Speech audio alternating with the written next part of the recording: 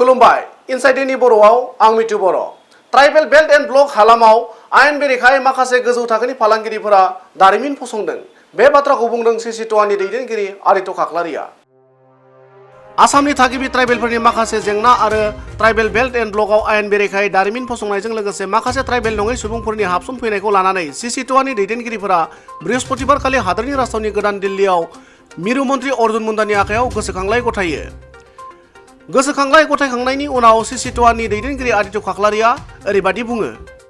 सुरक्षी समितिर तरफर পৰা আজি भारत सरकाৰৰ जनजाति परिक्रमा दप्तৰৰ मन्त्री श्रीजुत अर्जुन मुंडा डाঙৰীয়াক আমি সাক্ষাৎ কৰোঁ আৰু সাক্ষাৎ কৰি 7 দফীয়া দাবী চনত আমি তেখেতৰ হাতত অৰ্পণ কৰোঁ আৰু দীঘলীয়া সময় ধৰি তেখেতৰ সৈতে আমি আলোচনাত মিলিত হওঁ।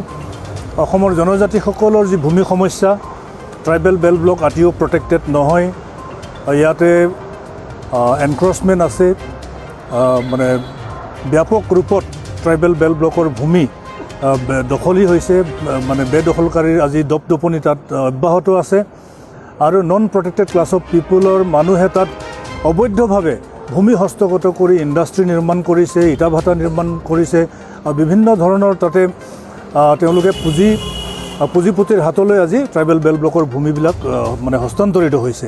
গতিকে অবৈধভাৱে হস্তান্তৰিত হোৱা এই গোটেই কাৰ্যটো আমি বন্ধ কৰিবলৈ আমি কেন্দ্ৰীয় মন্ত্ৰীক আমি দাবী জনাইছোঁ আৰু এই দাবীৰ পৰিপ্ৰেক্ষিতত আজি অৰ্জুন মুণ্ডা ডাঙৰীয়াই অসম চৰকাৰৰ পৰা এটা ষ্টেটাছ বিচাৰিব বুলি আমাক জানিবলৈ দিয়ে।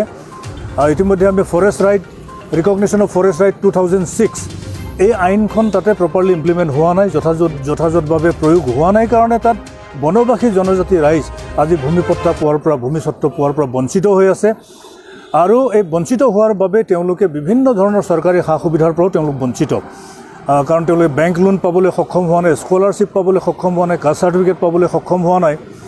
গতিকে এই বিষয়টোত মন্ত্ৰী মহোদয়ৰ আমি হস্তক্ষেপ বিচাৰিছোঁ আৰু ষ্টেট গভৰ্ণমেণ্টক তেওঁ এমাহৰ ভিতৰতে এটা ৰিভিউ মিটিং কৰি এটা ষ্টেটাছ তেওঁ বিচাৰি পঠিয়াব বুলি আমাক জনালে। এতিয়া যিটো RVSP Act reservation of vacancies in services and Act 1978টো এমেণ্ড কৰিলে 2012ত। তো 2012ত এমেণ্ড কৰি পোষ্ট বেছ পলিচি ইমপ্লিমেণ্ট কৰিব লাগে, কিন্তু পোষ্ট বেছ পলিচি ইমপ্লিমেণ্ট কৰাৰ আগতে আগৰ যিবিলাক বেকলগ পোষ্ট আছে বেকলগখিনি ফিল আপ কৰিব লাগে। এই ফিল আপ কৰিবৰ কাৰণে আমি দাবী জনাইছোঁ। আজি কেন্দ্ৰীয় জনজাতি পৰিক্ৰমা দপ্তৰৰ মন্ত্ৰী মহোদয়ক আমি স্পষ্টভাৱে কৈছোঁ যে অসম চৰকাৰে ৰিজাৰ্ভেশ্যন পলিচি ফ'ল' কৰা নাই। বিভিন্ন বিভাগত এতিয়াও 12,000তকৈ অধিক বেকলগ পদ খালী হৈ আছে, যিখিনি পূৰণ কৰা নাই। এই ক্ষেত্ৰতো তেখেতে এটা ষ্টেটাছ বিচাৰিব বুলি আমাক প্ৰতিশ্ৰুতি প্ৰদান কৰে।